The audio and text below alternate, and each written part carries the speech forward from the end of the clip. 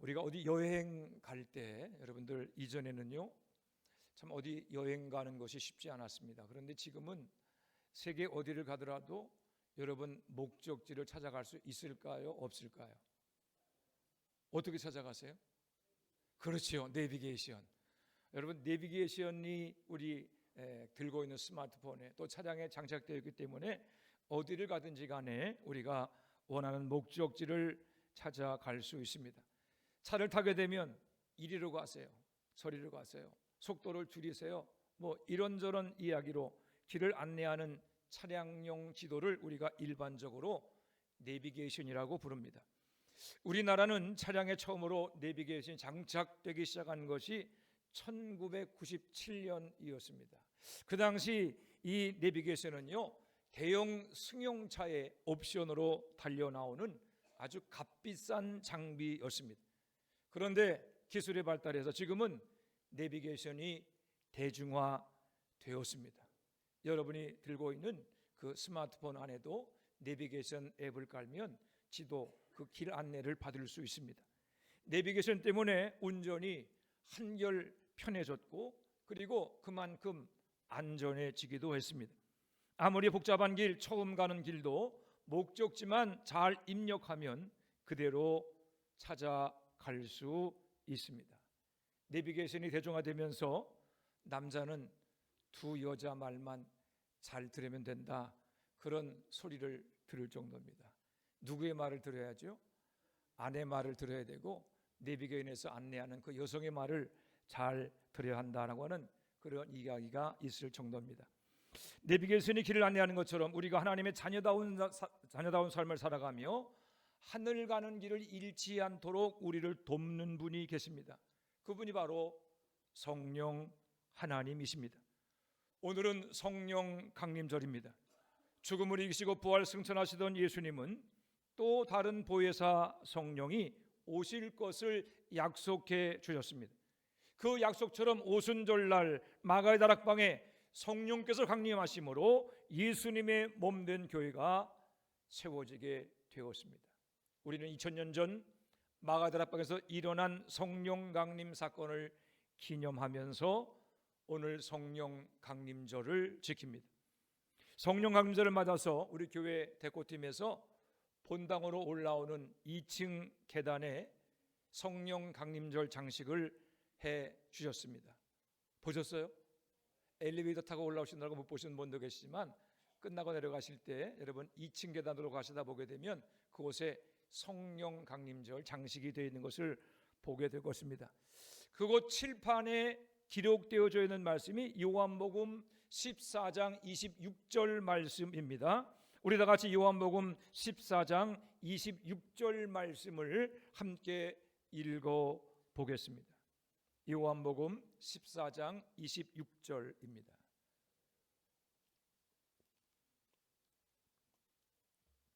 함께 읽습니다. 시작. 보혜사 곧 아버지께서 내 이름으로 보내실 성령, 그가 너에게 모든 것을 가르치고 내가 너에게 말한 모든 것을 생각나게 하리라. 아멘.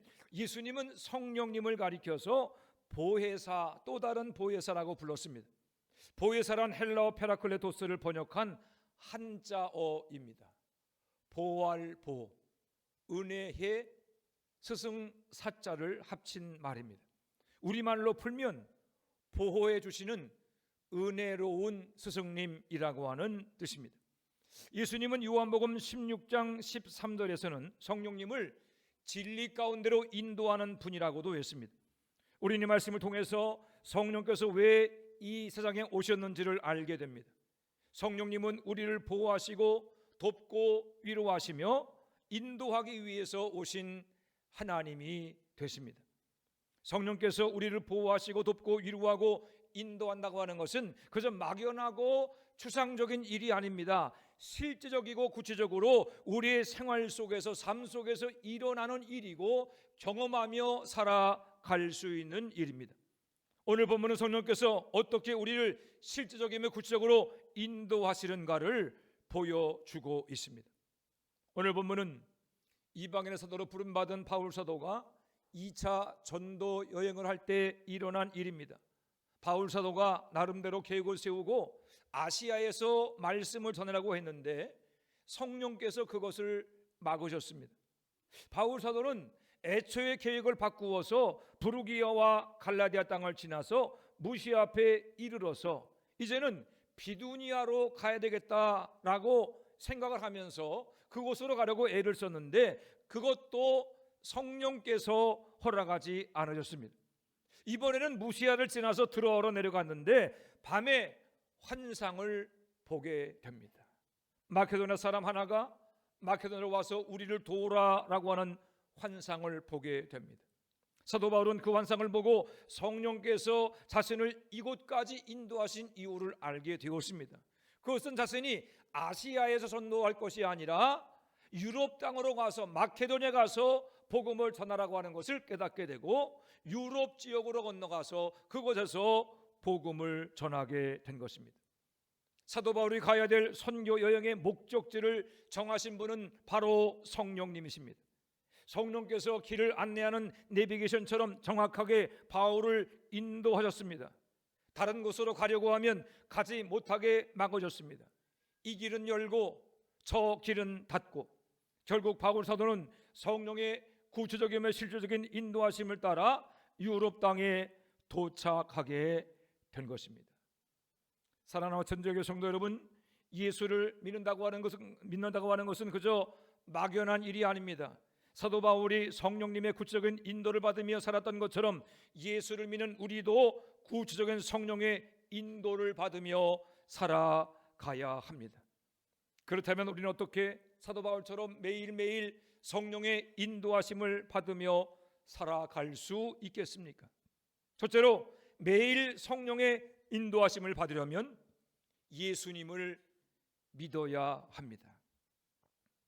내비게이션의 안내를 받으려면 내비게이션이 차 안에 있어야 합니다.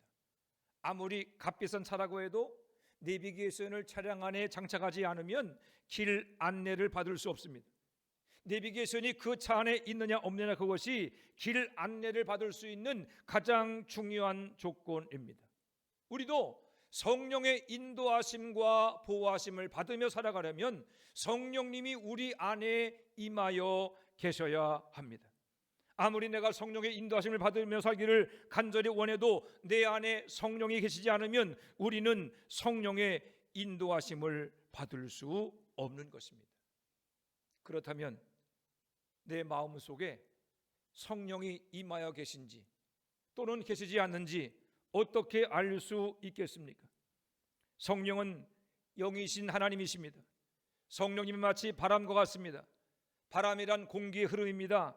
우리의 눈으로 평소에 공기를 볼 수 없습니다. 그러나 바람이 뺨을 간질거리며 나뭇잎이 흔들리는 것을 보면서 우리는 바람이 부는 것을 알 수 있습니다. 그처럼 우리 삶에 일어나는 변화, 우리 마음에 일어나는 변화를 보면서 우리는 성령님이 우리 안에 계신지 아닌지를 알 수 있습니다. 성령으로 말미암아 우리 마음 안에 일어나는 변화, 그것은 바로 예수님을 믿는 믿음인 것입니다. 우리 한번 다 같이 고린도전서 12장 3절 말씀을 찾아보겠습니다. 고린도전서 12장 3절 말씀.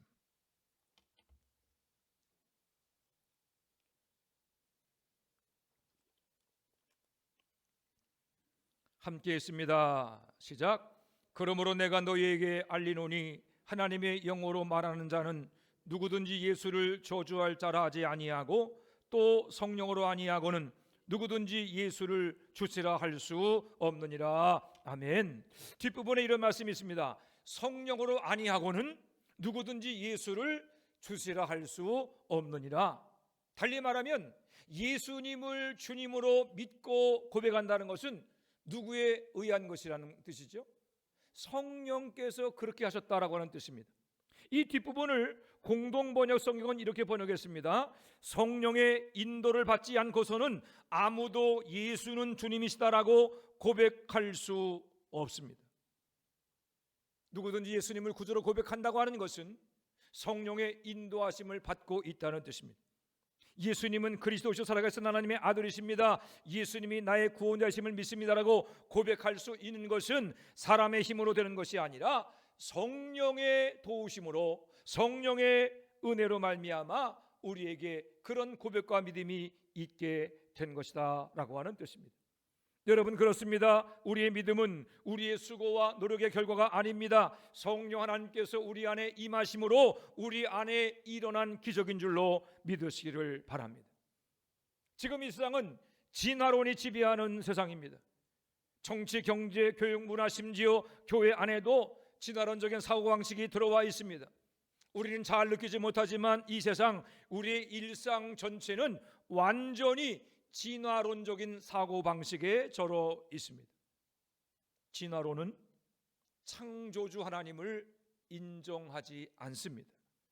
이 세상의 모든 것, 심지어 사람의 생명도 오랜 시간 동안에 반복되어진 우연으로 말미암아 저절로 생겼다고 하는 것이 진화론의 주장입니다. 우연히 저절로 생긴 세상, 거기에는 하나님이란 없습니다. 창조자 하나님을 인정하지 않는 정치와 경제, 창조자 하나님을 인정하지 않는 교육과 문화, 하나님이 없다고 주장하고 가르치는 이 세상 속에서 창조주 하나님을 인정하며 예수님을 나의 주, 나의 하나님으로 믿는다고 하는 것은 보통 일이 아닙니다. 누가 우리에게 창조자 하나님을 믿는 믿음을 주었습니까? 성령 하나님이십니다. 누가 우리에게 예수님을 나의 주, 나의 하나님으로 고백하는 믿음을 주었습니까? 우리 안에 임한 성령께서 주신 믿음입니다. 여러분이 오늘 예배당에 나와서 예배 드리는 것은 사실 아무나 할 수 있는 일이 아닙니다. 여러분의 마음에 임한 성령께서 예배를 사모하는 마음을 주셨기 때문에 여러분이 이 자리에 나와서 예배를 드리고 있는 것입니다. 그렇기 때문에 누구든지 예수님을 주님으로 인정하는 사람, 예수 구원의 믿음을 가진 사람의 마음에는 성령이 임하여 계신 것입니다.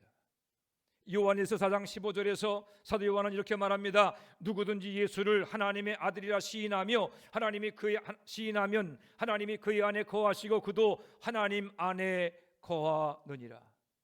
예수를 하나님의 아들로 인정하면 하나님이, 달리 말하면 성령님이 그 마음 안에 계신다라고 밝혀준 것입니다.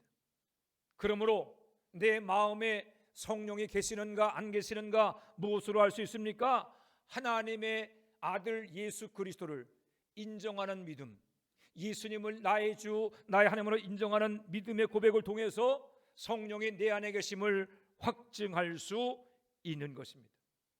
악한 마귀는 성령님이 우리 안에 계신다는 것을 자꾸 잊어버리게 합니다. 성령님이 우리와 동행하신다고 하는 것을 의심하게 만듭니다. 그러나 우리가 고백하는 예수 구원의 믿음으로 성령님이 내 안에 계시고 나와 동행하고 있음을 분명히 깨닫고 확증하는 여러분들이 되시기를 바랍니다. 우리 한번 따라하겠습니다. 내 안에 성령이 계십니다. 내 안에 성령이 계십니다. 아멘. 여러분, 예수를 고백하는 믿음, 예수님을 나의 주님으로 고백하는 그 믿음, 그 고백이 내 안에 계신 성령을 나타내는 증거인 줄로 믿으시기를 바랍니다. 바라기는 예수 구원의 믿음을 통해서 언제나 어디서나 성령과 동행하며 어떤 상황 가운데서도 성령의 인도하심을 받으며 살아가는 여러분 되시기를 우리 주님의 이름으로 축원해 드립니다. 두 번째로, 성령의 인도하심을 받으려면 영적으로 성장해야 합니다. 예수님을 나의 주, 나의 하나님으로 고백하는 믿음을 통해서 성령이 내 안에 임하심을 알 수 있습니다. 예배를 기뻐하고 은혜를 사모하는 그러한 것을 보면서 성령님이 내 안에 계신 것을 알 수 있습니다. 그런데 문제는 무엇입니까? 성령님이 내 안에 임하셨다고 해서 당장에 내가 성령의 뜻을 깨닫고 그 인도하심을 받으며 살아갈 수 있는 것이 아니라고 하는 사실입니다. 그것은 마치 이제 막 태어난 아기가 부모의 말을 이해하지 못하고 따라할 수 없는 것과 마찬가지입니다. 갓난 아기는 우리와 똑같은 생명이긴 하지만 아직 성숙하지 못했기 때문에 부모의 말을 이해할 수 없습니다. 또 부모가 시키는 일들을 그 아기가 잘 할 수 없습니다. 아직 그것을 이해하고 행할 만한 그러한 능력과 힘이 없기 때문입니다. 아기는 더 자라고 더 성숙해져야 합니다. 젖을 먹고 부모의 돌봄을 받으며 점점 성장하고 성숙해져야 비로소 듣고 이해하고 따라갈 수 있는 능력을 갖추게 되는 것입니다. 예수님을 구주로 고백하는 모든 사람들은 똑같이 하나님의 자녀이며 구원받은 천국 백성입니다.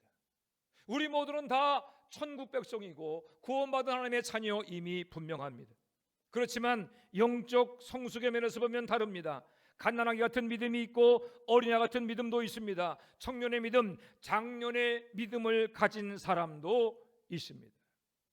우리 한번 나같이 에베소서 4장 13절과 14절 말씀을 읽어보겠습니다. 에베소서 4장 13절과 14절 말씀.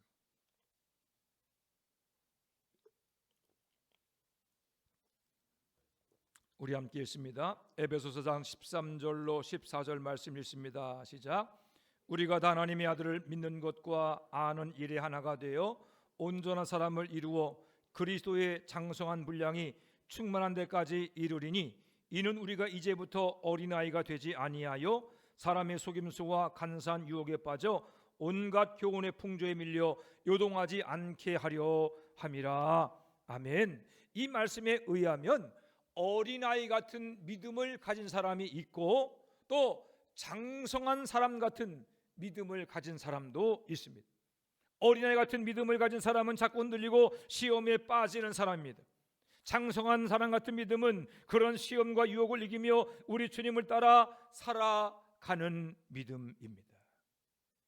여기서 우리가 분명히 알아야 할 것이 있습니다. 그것은 신앙의 연륜과 직분이 영적 성숙과는 전혀 상관이 없다는 것입니다. 사이비 신천지에 속아 넘어가서 포교 활동하는 사람들 중에서 개신교에서 목사나 장로였던 이들도 있습니다. 모태 신앙인 수십 년 교회를 다녔다는 사람들도 있습니다. 그들이 사이비 신천지 포교 활동을 위해서 제게도 편지를 보냅니다. 화천제일교회 담임 목사님 귀하. 그래서 편지를 보내요. 제가 그것을 열어보게 되면 처음에 시작할 때 이런 글로 시작하는 편지들이 있습니다. 자신은 목사였습니다. 자신은 장로였습니다. 그렇게 소개하기도 하고, 저는 서울의 무슨 교회에서 수십 년 교회 생활을 신앙생활했던 모태 신앙인이었습니다. 그렇게 소개하며 편지를 시작합니다. 그러면서 과거에 교회 다닐 때는 전혀 구원의 진리를 몰랐는데 신천지에 와서 보니까 진짜 진리를 만나게 되었다. 그렇게 소개하는 것입니다.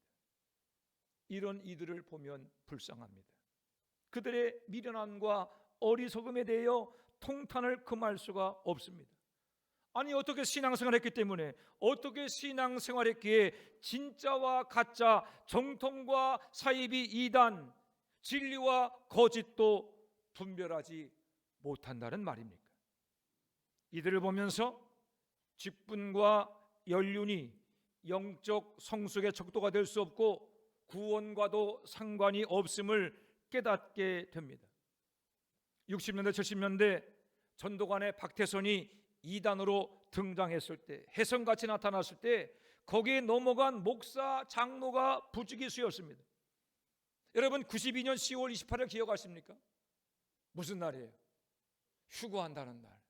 다미선교회 이장님이 나타나서 92년 10월 28일 날 휴거한다라고 소동을 벌였을 때도 똑같은 일이 있었습니다. 많은 목사 장로들이 다미선교회에 넘어갔습니다. 아예 교회가 통째로 넘어간 곳도 있었습니다. 여러분 왜 자꾸 이런 일들이 반복되는 것입니까? 영적으로 성숙하지 못했기 때문입니다. 오래 교회를 다니면서 직분을 얻고 그리고 모태 신앙인으로서 교회를 다녀왔지만 성령의 인도하심을 받는 삶을 살지 못했기 때문입니다. 성숙하지 못하니까 이단 사이비에 넘어가고 성숙하지 못하니까 고집을 따라 신앙생활하다가 그렇게 넘어지게 되고 만 것입니다. 우리 다시 한번 요한복음 14장 26절 말씀을 읽어보겠습니다. 요한복음 14장 26절 말씀 읽습니다. 시작.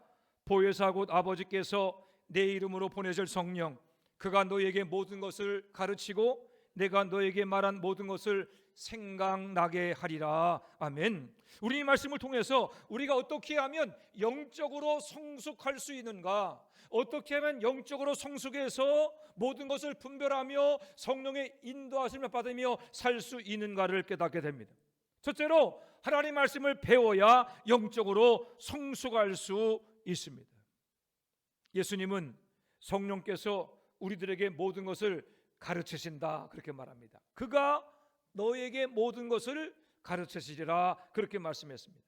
성령께서 우리에게 하나님 말씀을 가르쳐 주십니다. 하나님의 뜻을 가르쳐 주십니다. 여러분, 왜 성령께서 우리에게 모든 것을 가르쳐 주십니까? 성숙하라고 가르쳐 주십니다. 또 우리에게 배우라고 가르쳐 주십니다. 성령께서 우리를 가르치시기 위해서 우리에게 성경을 주시고 교회를 주셨습니다. 성령의 가르침 받기 위해서 우리는 날마다 성경을 읽고 묵상하고 또 성경을 배워야 합니다. 목회자에게 성경을 배워야 합니다. 목회자는 교인들에게 성경을 가르치도록 성령께서 세우신 은사요 직분입니다. 목회자의 가르침을 받는 것이 성령의 가르침을 받는 것입니다. 교회 밖에서 성경 공부하다가 이단 사입에게 넘어가지 말고 교회 안에서 목회자에게 성경을 배워야 합니다. 배우지 않으면 알 수 없습니다. 배우지 않으면 성장할 수 없고 성숙할 수 없습니다. 여러분, 3년 다닌 학교 10년 다닌다고 우등생 되겠습니까? 어떻게 생각하세요? 가방만 들고 학교를 왔다 갔다 하는 데서 그 사람이 모든 학과 과목을 깨우칠 수 있는 것이 아닙니다. 책을 펴고 배워야 합니다. 마찬가지로 교회를 오래 다닌다고 해서 하나님의 뜻을 알 수 있는 것이 아닙니다. 가르침 받고 배워야 합니다. 아는 만큼 믿고 믿는 만큼 신앙이 성숙합니다. 잘 먹어야 뼈가 든든해지고 키가 자라야 근육이 생기는 것처럼 하나님 말씀을 잘 배우고 잘 먹어야 영적으로 성장하며 성숙할 수 있는 것입니다.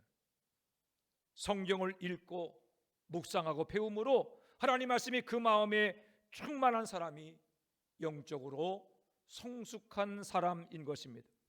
두 번째로 하나님 말씀에 순종해야 영적으로 성숙할 수 있습니다. 예수님은 성령께서 우리 마음속에 임하셔서 주님이 말씀하신 모든 것을 생각나게 하신다라고 했습니다. 한번 따라할까요? 생각나게 하신다. 생각나게 하신다. 여러분, 우리가 무슨 일을 선택하거나 결정할 때 마음에 떠오르는 생각이 있습니다. 그냥 세상에 잡다한 것 말고 하나님이 기뻐하실 만한 일, 하나님 말씀이 문득 떠오를 때가 있습니다. 예를 들면 주일날인데 전화가 왔어요. 오늘 날씨도 좋고 하니까 우리 붕어섬에 낚시하러 가자 전화가 왔어요. 그 전화 받는데 무슨 생각이 떠올라요? 오늘 주일인데 예배 드리러 가야지. 그런 생각을 하셨다면 여러분, 그 생각은 성령이 주신 생각입니다. 내 생각 같지만 성령께서 하나님께서 기뻐하는 일이 무엇인가를 생각나게 하신 것입니다. 오늘 본문에서 사도 바울의 길을 막거나 바꾸신 것도 성령께서 사도 바울의 마음속에 그런 생각을 하게 하신 결과입니다. 성령이 단번에 바울을 마케도냐로 인도한 것이 아닙니다. 서서히 천천히 조금씩 바울의 방향을 바꾸었습니다. 아시아에서 부르기아와 갈라디아로, 갈라디아에서 무시아로, 무시아에서 드로아로 사도 바울은 그때마다 성령이 생각나게 하는 그 일에 대해서 순종했습니다.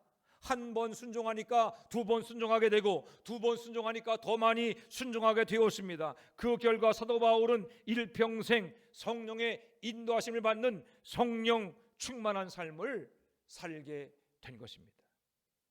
성령이 가르치시는 이유가 배우라는 것이라면, 성령이 하나님의 말씀과 뜻을 생각나게 하시는 이유는 그 생각에, 그 감동에 순종하라라고 하는 것입니다.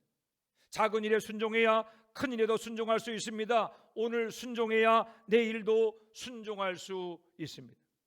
그렇게 날마다 순간순간 순종할 때 성령의 인도하심을 받는 성숙한 신앙인, 성령 충만한 삶을 살 수 있는 것입니다. 순종해야 성숙하지만 순종하지 않으면 성령을 소멸하는 것입니다. 여러분, 소멸한다는 것은요, 불을 끈다는 뜻을 가지고 있습니다. 우리가 순간순간 말씀하시고 순간순간 감동하시는 성령께 순종하며 따라가면 성숙하지만, 그러나 그 말씀 듣지 않고 거절하고 귀를 막아버리면 성령은 불기가 꺼져가는 것처럼 점점 우리 마음속에서 시들어져 가고 소멸하게 된다는 것입니다. 성령의 인도하심을 받는 삶, 그것은 순종에서 시작해서 순종으로 완성됩니다. 그 사람이 영적으로 성숙한지 아닌지는 순종을 보면 압니다. 어린아이 신앙은 자기를 주장합니다. 자기 생각과 뜻을 그대로 모든 것들이 이루어져야 된다고 주장을 합니다. 하지만 성숙한 신앙은 양보하고 성숙한 신앙은 순종합니다. 말씀에 순종하고 성령의 감동에 순종하고 교회의 권위와 질서에 순종함으로 날마다 성숙한 신앙, 성령의 인도함 받는 모든 성도가 될 수 있기를 우리 주님의 이름으로 축원해 드립니다. 성령 강림절입니다. 2000년 전 마가다락방에 임하셔서 오늘까지 주의 말씀에 순종하는 성도들과 교회를 통해서 구원의 역사를 이루신 성령 하나님을 찬양합니다. 화천제일교회가 세워진 이후에 116년 지나는 동안에 우리와 함께 하시고 우리를 인도하시는 성령 하나님께 감사를 드립니다. 지금까지도 성령 충만했지만 앞으로 더욱 성령 충만한 화천제일교회가 되시기를 바랍니다. 예수 구원에 굳건한 믿음으로 살아가시기를 바랍니다. 날마다 성경을 읽고 배우고 묵상하며 우리 마음에 생각나는 주의 말씀과 주의 감동에 순종하는 여러분이 되기를 바랍니다. 말씀으로 충만하고 날마다 순종함으로 말미암아 때마다 일마다 성령의 인도함 받는 성숙한 신앙, 그리스도 예수를 닮아가는 성령 충만한 성도 되시기를 주님의 이름으로 축원해 드립니다. 기도하겠습니다. 하나님 은혜와 사랑을 감사합니다. 예수 믿어 구원받게 하시고 그 구원의 믿음으로 살아갈 수 있도록 성령을 우리 가운데 보내주심을 인하여 감사와 찬양과 영광을 돌려드립니다. 아버지 하나님이여, 예수 구원의 믿음을 가지게 된 것, 우리 가운데 임하신 성령으로 말미암아 주심을 깨닫게 도와주시옵시고 날마다 예수를 주로 고백하며 주의 말씀에 순종하는 성숙한 믿음의 사람이 되게 하여 주시옵소서. 악한 마귀가 우리 마음 가운데 의심을 줄 때마다 예수를 주로 고백하는 가운데 아버지 하나님 성령의 함께하심을 확증하게 하여 주시옵소서. 또한 날마다 말씀을 읽고 묵상하며 배우는 가운데 우리의 신앙이 성숙해지기를 원합니다. 주님께서 말씀하실 때, 깨닫게 하실 때, 생각나게 하실 때 하나님 그 말씀에 아멘으로 순종케 하여 주시옵소서. 내 생각과 고집과 주장을 버리게 하시고 주의 말씀에 순종함으로 말미암아 날마다 신앙이 성숙케 하시고 하나님 그리함으로 성령의 인도하심을 받는 복된 인생, 성령 충만한 인생의 주인공 되게 하여 주옵소서. 감사드리며 예수님의 이름으로 기도해 싸움나이다. 아멘.